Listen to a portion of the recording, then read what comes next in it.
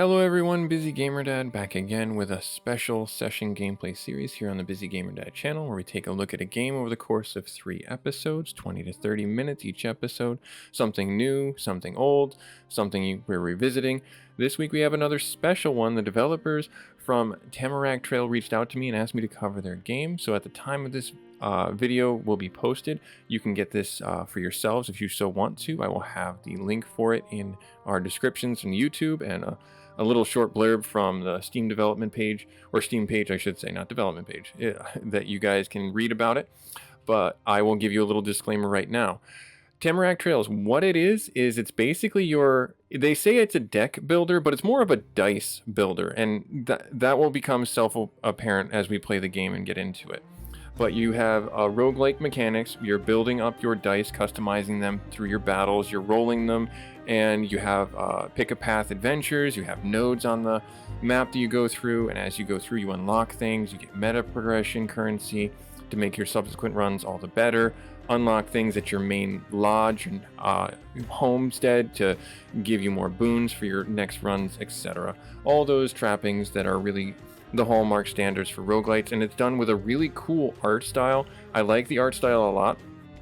It's these weird overlays, cell overlays is what I would call it, and you can kind of see that vibrant art style here in the background on the home screen here. So without me jabbering too much about it, I want to show you guys as much of this game as possible, because this is actually kind of a really long-standing, like, instead of doing different zones in it, you can actually, I believe, see start to finish where you have to progress through. So there's not like different levels. You have to make your way through the forest, and you can see your endpoint. You can pick your path all the way from start to finish. So it's a little bit harrowing, a little bit daunting at first. I don't know if they're going to change that when this gets fully released to the public or not. But that's just what I saw as I was playing, and I've had about 2 hours to play this game, get my legs underneath me with it, so I can give you guys a little bit more of a educated, quote unquote, I throw the parentheses up there, disposition, viewpoint, etc. on the game. So let's see here. So why did the fish wear a bow tie? He wanted to look sophisticated. There you go. All right, so this is the Sturgeon Lounge. There's our segue for our dad joke. The lodge here has this hermit in it. I don't know what else to call him. He was affected by the opening cutscene where the meteor came down and maybe changed him, or maybe he was always like this. No clue. There are 3 classes in the game: detective, magician, and tracker. The detective is the one that you start with flat. I wasn't able to choose whichever one I wanted to. This is what you start with. And it's actually a pretty good on the trail, on the rails learner for how the game functions and operates. So without any further jaw jabbing, we'll get into it. This functions very much like you would think. These are just fights, these are events, these are chests, these are campsites. It's gonna take a little bit for me to explain in the most 1,000-foot view what you're going to experience when we go through this. So let's get into combat so you see what it looks like. So, yep, the world has been mutated. The forest has been mutated, and it's our job to find out why, as you saw. And this is the monsters that you're going to be fighting. This is one of the many weird and oddly shaped monsters. Every single one of them is packing heat. Just a flintlock, and they're ready to test their rifling. So be forewarned that you can't go out there without your trusty crossbow. I feel like we're a little bit outmatched. They have a flintlock and we've got a crossbow, but I guess in this time period, the crossbow is probably the more accurate. The flintlocks, if you don't know this, are terribly, terribly inaccurate. Like, the reason why pirates would board ships with bandoliers full of flintlocks is because they didn't want to get shots off at distance. They would actually, quite honestly, get in close quarters, lock sabers with somebody, and then put the barrel right into somebody's body and pull the trigger, and then grab another one from their bandolier. That's how bad the aim was on these things. So, anyways, enough history. You get to see what the person's going to be doing over here. You have a meter, very similar, easy to read. Your shield fills up here, their shield fills up there. This is your resolve. This is your essentially your mana or your energy. And as we roll the dice here in this playing field right here, what will come up, we'll have this attack, And you can see that it costs us 1 energy to play that. So I'm going to drag that over to who I want to target, and it will drop the dice and consume the resolve from over here. Now, this is how I understand the function to work. What you have here replenishes the bar here. Every time you consume resolve, this number goes down and this number goes down. So be thoughtful as you play through. So you'll see that here. Again, this is 1. So we'll see both numbers go down right there. And it will automatically be their turn. When all your dice are spent, the game automatically cycles to their turn. You do have the ability to auto roll, which auto rolls all the dice. You can do this. It's very fluid, very easy. We'll do that right now. So you'll see this because it might do what I was hoping it. Nope, it didn't do what I was hoping to do. So you do have a limited number of rerolls.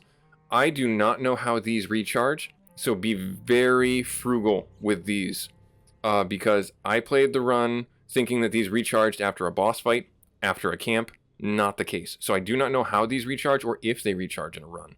So I would hold on to them and only do them in like dire situations.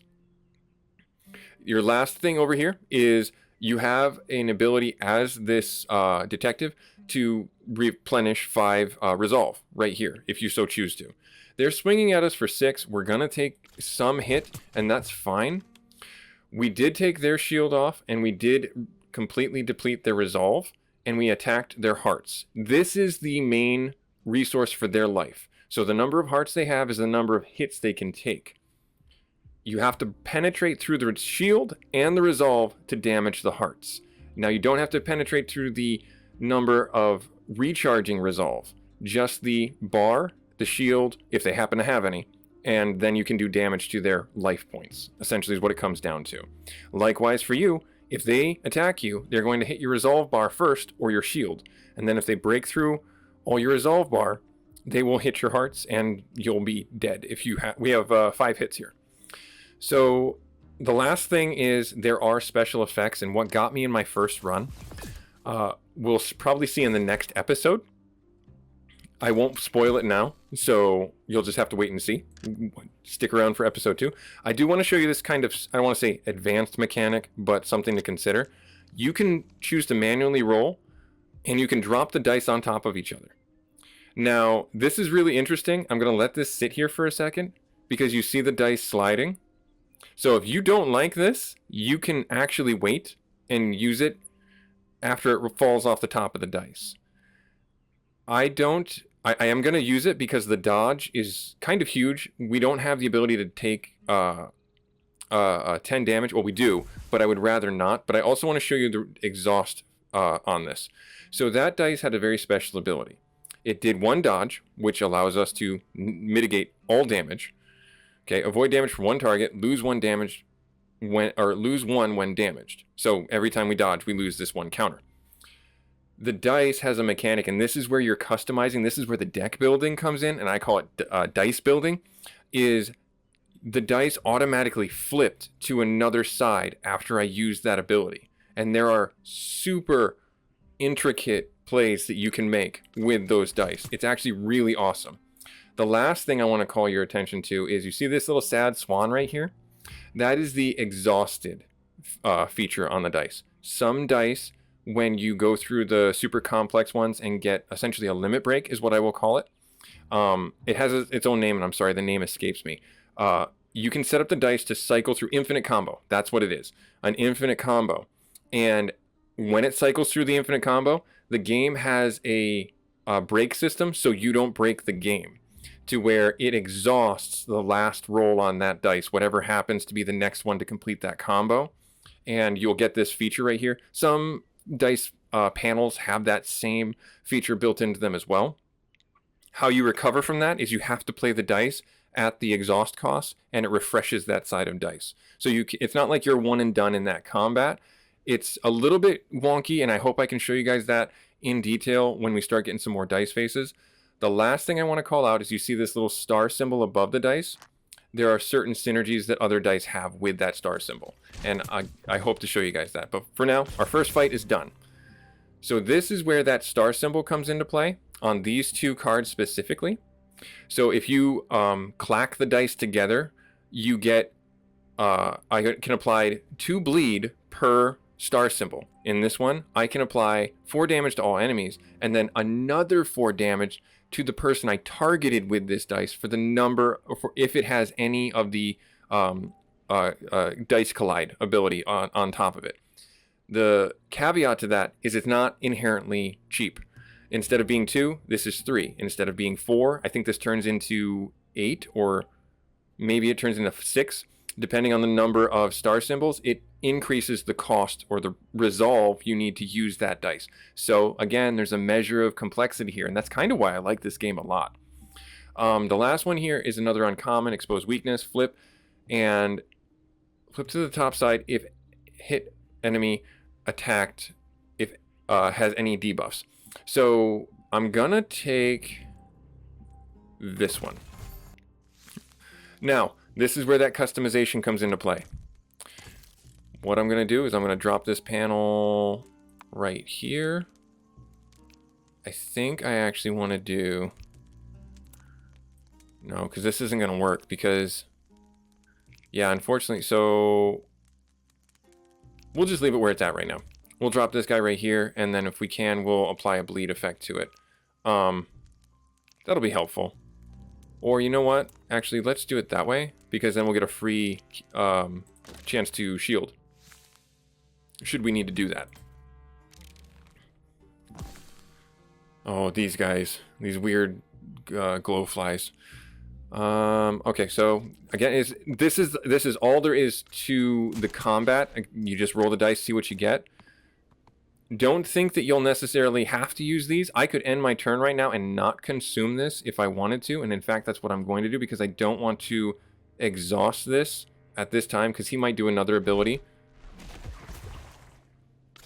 But we have a full resolve now.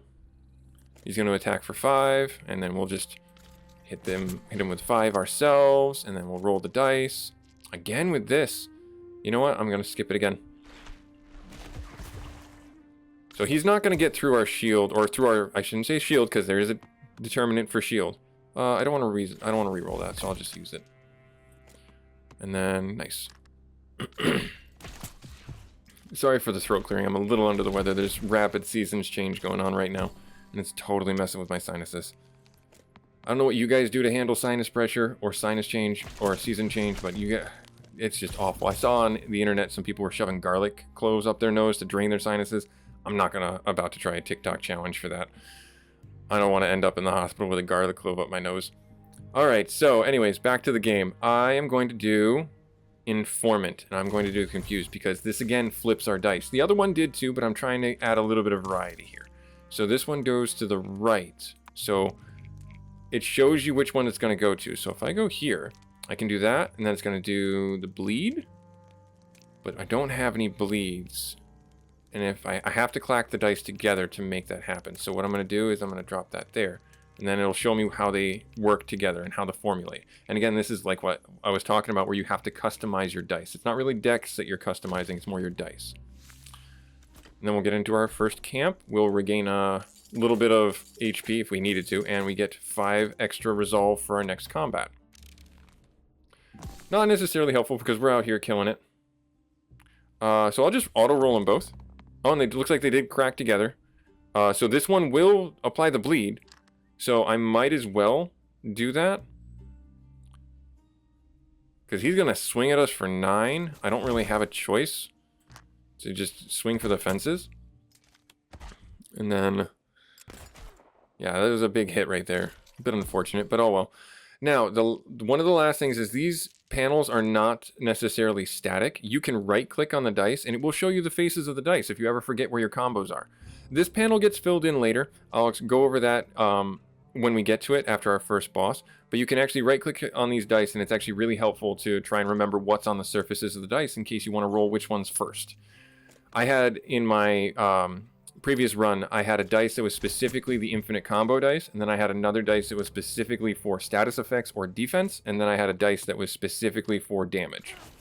Just general damage, that wasn't like the infinite combo dice. And then I got a 4th dice that I was setting up, but then my run unfortunately came to its untimely end. Oh, so this won't work because it doesn't have the dice hit ability. So I can do this. There we go. We get the dice hit ability right there. Not that we're going to need it. We're going to finish off this fight now.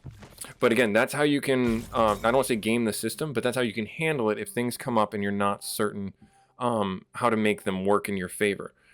We are getting a little bit on the bleed side. This is like the second time this came up. I'm going to do the parry, because the parry is actually pretty useful. Yeah, I think the parry is going to be really helpful. I'm going to set this one up to be my, like, defense dice, I think. Yeah, I'm going to do that. Alright, and then we'll move on to the treasure chest, because who doesn't like loot in the forest? Alright, cool. Now we get a first item. Increased resolve regeneration. That's not bad. Remove random debuff stack on flip. Ooh, that's kind of huge. Gain 5. I think I like the debuff one. That one's gonna be kind of huge. So what that is what fills in our dice in that one last spot. So this spot right here is for cores, and you get random, instead of relics, you get cores, and those dice you just apply it. And so this is where those flip mechanics come in really, really handy. So I had a core that gave me defense on flip, and I was getting like turns where I had 30 defense, and it was really helpful. This one, however, I think is going to be more useful because status effects are really lethal. All right. Oh no, it's our first double enemy. Maybe I should have had the AoE shot. That might have been helpful. All right, so we got the bleed, so I'll just drop this on that, and then I will apply that to, I guess, you. And then do I want to swing at you? I mean, I might as well. Because then the bleed's going to go off. Take a little bit of your damage. What is this one? Swift. Double damage on next attack. 14. Ooh, that's not going to be good. Reduces my regen. Alright, well, I've made my bed. Now I have to sleep in it. Oh, I was hopeful. I was hopeful for a split second that we were going to get something, but we will be able to damage mitigate in the sense that we're gonna do that, but he's gonna chew through our resolve right now. Yep.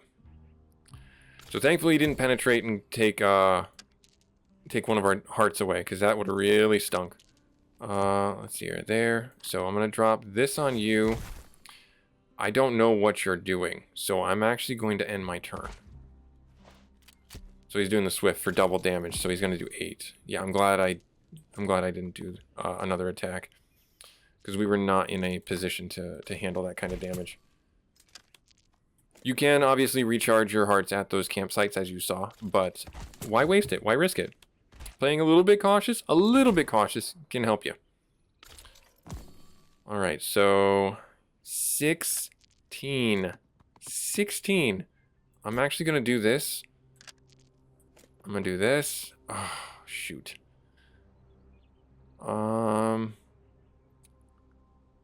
He's gonna get through no matter what I do, I think.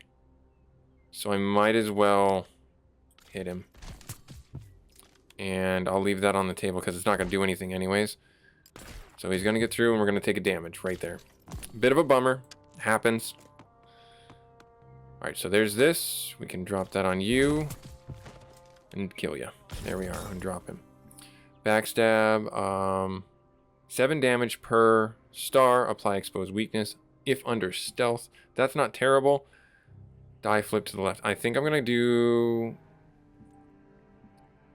bushwhack. I think I want that one. I love the little panels, the card panels, or I say card panels, dice panels. Those are really cool. All right, so flips the dice to the left. So as you can see, we're already still building our sequence right here. So if I do that, there we are. Awesome. So that one, if we get this, it goes to this, it'll go to this, and it'll go to this. Perfect. Good. Die will flip if enemy attacked has any debuffs.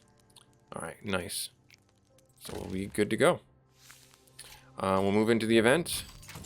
Thick fog. You find yourself engulfed in a shroud of thick fog. Visibility is reduced to mere inches, and you can barely see the path ahead. We don't have this eye of cog. Press forward. I'm going to light a lantern. I don't know if you guys do any distance hiking or not, but the threat out there is real. But it attracts the Oh, monsters. Oh, no. Maybe I shouldn't have. Maybe I shouldn't have. Oh, dear. All right. Reactive skin defense is broken. I'm going to take out this guy because he's the lower threat, quote unquote. Let's see what happens. I'm going to shield up. And I'm going to shield up. That works for me. I don't care. It means I will potentially not be taking any damage. He's got a giant bazooka on his arm. That's not fair. I feel very threatened right now. I'll drop that right there. Alright, so I'm going to apply the bleed onto you. I'm going to apply the shield onto me. That's all I can do. And he's going to be doing defense, it seems. I'm fine. I don't want to get blasted by a bazooka. I'm okay with it. I'll drop that on there. And I'll put another bleed on you. That's all good with me. And hit you. Good. End my turn. Perfectly. Okay. So we can do this every battle. That does recharge. But like I said, the rerolls do not. So you want to be cautious about that. It looks like we got that one again. So if I do that. Yeah. So 12 damage. And that's... Alright. So yeah, I'm going to do that. And there's the exhaust. That's fine.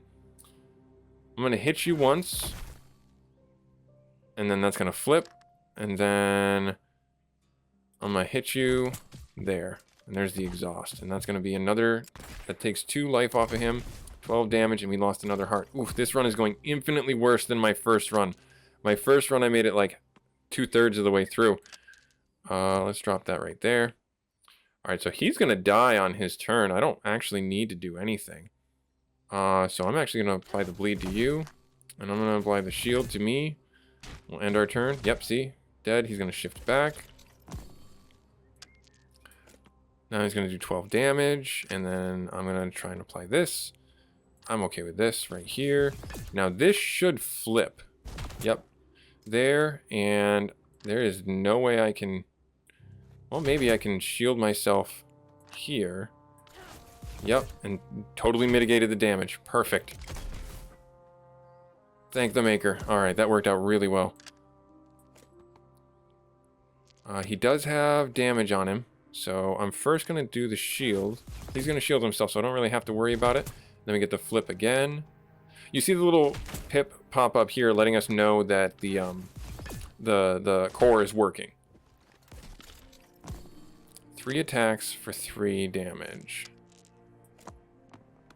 Alright, so here it is. This is going to be pretty awful because we're going to pay this. Do I want to do that? I did. I have no choice. I think I have to refresh that. Alright, good. It didn't break through. Because I was just worried that he's going to... Oh, no. I need to get a debuff on him. Nope, not going to matter. Alright, so... Yeah, I have to do this or I'm going to take a hit right on the chin. He doesn't have any debuffs, so it's not really helpful. I'm actually just going to end my turn and save my resolve. 3 attacks of 3. I need to do that. I would have almost preferred to have the other one. We're gonna get off. Yeah, we're gonna get hit here.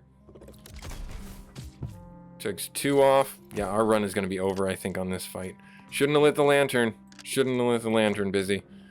Alright, we'll just swing for the fences and end our run.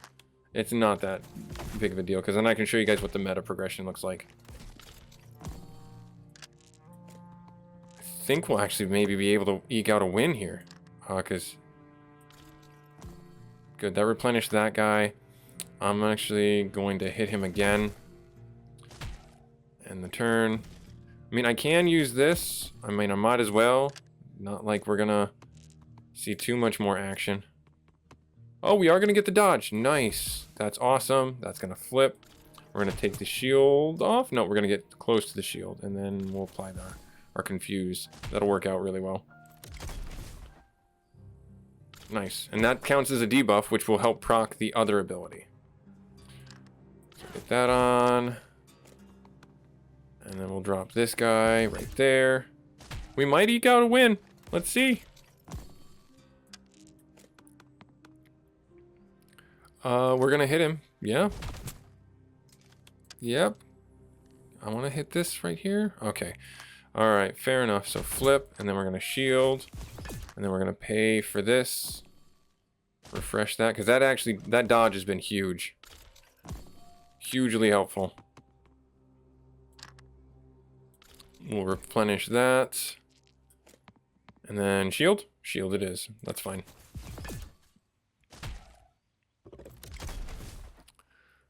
Nice. Keep on keeping on. Now I need to get a bleed on him. That's really what I would like to do. Well, we're gonna give him some damage. We're gonna get 2 swings on him. Then we're gonna shield. Ooh, this is gonna be close. I was hoping. Yes. Okay, good. We win. Barely. Barely. Apply 6 and counterattack. That's not terrible. I think that's what we're gonna do. We'll apply the 6 and the counterattack, and then we'll drop this on here. And instead of the shield, we'll do the shield, because this is just superior. Even though it costs 2, I think that's the better play. The bleed is really helpful for getting this to proc, so I would like to keep that there. I wonder if I want to change where the bleed is, though, and put the bleed on this dice. That might be a better play. Let's do that. Let's take this off, and let's swap it out for, say, this right here. There, and then we'll put that attack. Or you know what? Let's make this our shield dice. Let's just put that right there. Just to have it. And then we got a camp right next to it. Nice. We get 1 little health back. Let's go into it. Oh, you're back for more? We didn't put you in the ground? Alright, fine. Come at me, fool! You and your arm cannon of ouchiness. 2 turns and he's gonna totally blast through our shield, though, and our resolve. Maybe not directly, but still enough to make me consider my life choices about coming to the Sturgeon Lodge. Because it was such a nice family home. I wish I had that last round. I'm not going to reroll. Like I said, those don't come back unless under very specific circumstances that I am not sure the criteria of. Oh, I don't have anything for that, so I'm actually just going to let it ride. Nice roll. Yeah, sure, do it. There, and then he has the debuff from that, so that'll proc that. This is where I was talking about. See, now we just got a huge series of combo, and if your resolve can handle it, you might as well do it. And those opening salvos, those early salvos, are really helpful when you get those infinite combos. So return half the damage. That's not bad, actually. Shield up. And then we'll roll and get another shield. That's fine by me. That is fine by me. We might want to swap one of the shields, though, for an attack. Because I think we're a little bit slow with damage right now. He currently doesn't have anything on him that's... nope, there it is. Nice, awesome. So apply the bleed, and then do that, and then we'll get a couple more hits off on you, and then we'll get this going. Perfect. Nice, and then he'll take some damage there from the counterattack. Excellent. All according to plan. All according to plan. And oh, nice. We'll finish him off here. Cool. Blind. Counterattack was pretty good. 7 damage and blind. To all monsters, flip die to the right. Let's do that one. Because we can get this combo going. I swear we can. So let's see here. That goes there, there, there. So that would proc it to there. Yeah, so this is our infinite combo. It's going to basically cycle this way. Nice. I like it. Let's see here. I think I'm going to leave that there. And then, you know what? We're going up against the boss. I'm going to leave it. Having the shield might be more helpful. Let's get this boss out of the way, and then I think we'll end our run here. We might not be able to do it, but we'll see. Hopefully you're here for it, because I know I am. I have to be, because this game is awesome. There, get some shield on us. He's going to attack us twice. He's not going to get through, and we're going to get damage back to him. That's really good, because he hits like a truck. A dump truck full of dump trucks. There. And then another shield. Sure, fine. He'll call for backup. That's one of his little perks. There's the guy. Yep. Another flintlock. He doesn't have any debuffs right now. Nope, no debuffs. Alright, so we'll take out Mr. Angry Pants right up in front. And unfortunately, we're not going to be able to do much. He's going to hit us. That guy's going to hit us. Work through our resolve. I'm going to do this now. And then, yeah, we'll get the confuse out. That's fine. That works for me. Yeah, sure. Dodge. We'll use the exhaust. It's fine. And then they don't have anything, so I'm not going to waste the die roll on it. I'll hold on to it. Yep, confusion. That works for me. Applies to them both. A counterattack. I'm okay with it. It's hopefully going to be working in our favor. And then we get this right here. Yeah, that Balrog whip is just nasty.